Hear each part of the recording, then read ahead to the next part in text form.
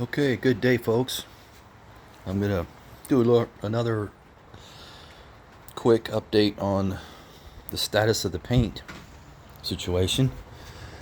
So we've been looking for something to cover the pinholes without consistently having to putty them, because just like they say, is you can end up creating more pinholes. So I bought some primer for fiberglass. It was brown. This brown primer, you can see a little bit over there. And it was supposed to do the same thing, but it was $30 a quart.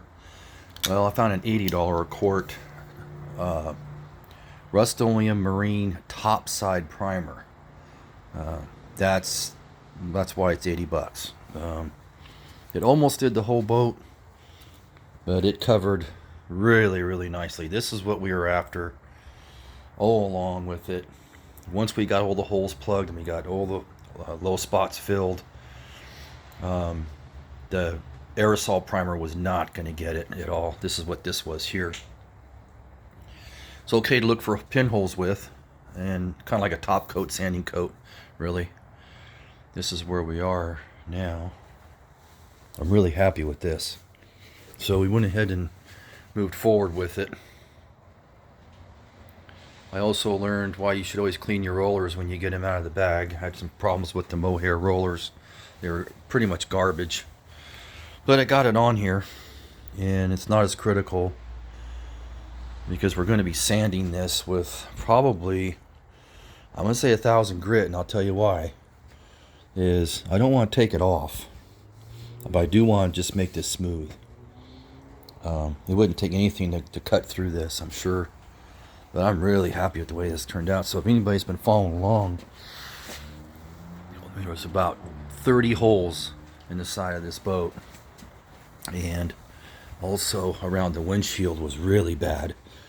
And I am really, really happy with this. This is really nice. I'm super happy with it.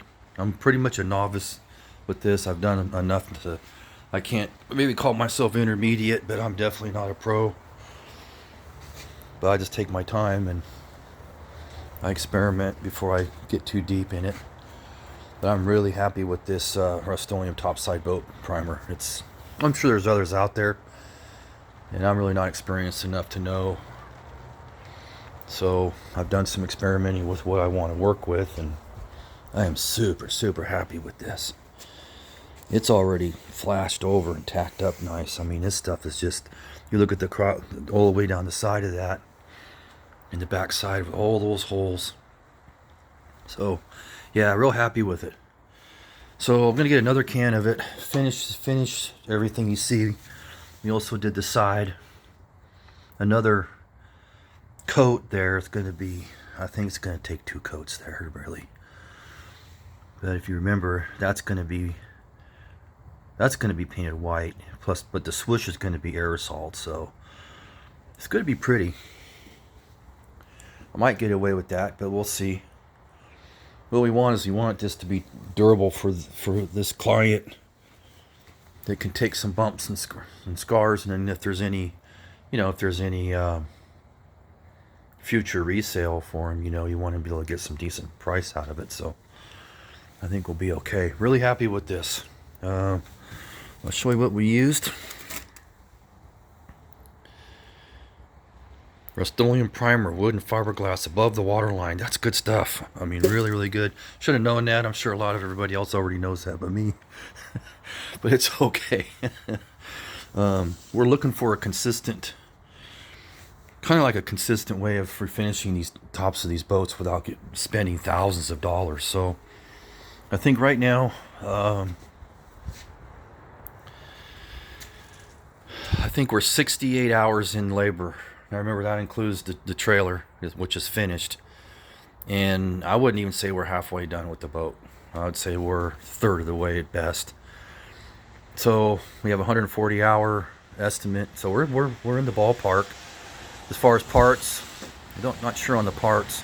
I've just been putting things on the invoice. I haven't been reaching out and asking for more money or anything. We got an invoice now, but I think it's under $500 in parts. But that includes stuff that we've ordered already, and some materials, but it also includes the antennas for the radio and the marine radio and the wiring, the butt connectors and everything we're going to need to wire it up. So then we're starting to work on that. And oh, look at that chair. That's not very pretty. I'm going to touch this up with a brush. We're not going to be putting any more putty on this boat. This boat's going to get sanded now. It's going to get wet sanded. I think this stuff can be wet sanded. We'll see. I'm pretty sure it can be if we don't get crazy with it. But I think it's going to have to dry. I'm going to give it probably 3 or 4 days, I think. The weather was supposed to play today. We can see what our temperatures are. Let's take a look at humidity and temp. So we're almost 60 degrees, 58 degrees, 77% humidity. And that's because we got a little bit of a rain shower, but we're okay. This the primer has a pretty wide range of temperature application, but the paint's going to take a little bit longer, so we're going to wait till we have at least a 60-degree day before we even think about putting paint down. I feel better about aerosol on this than I did.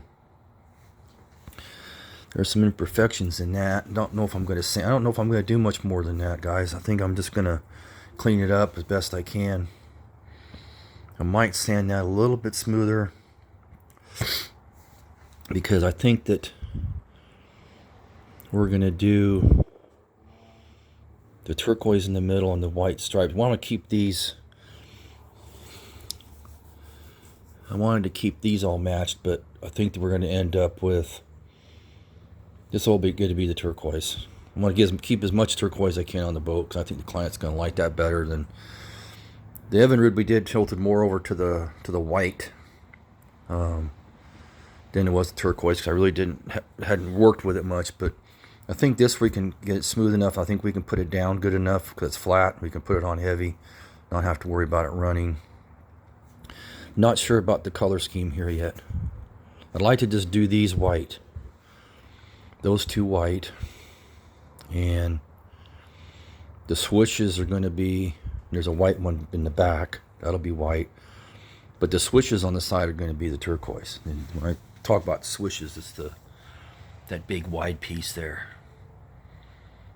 and that'll break that white up a little bit. So anyway, that's kind of the plan. We're just going to keep going. I think this has got some dry time. So we'll order another can, we'll do the touch-ups, and probably not going to do any sanding until the end of the week, to be honest with you. I want this to be really, really dry before I even start to even touch it with sandpaper in this particular case, because this will be our last application before we get paint on it.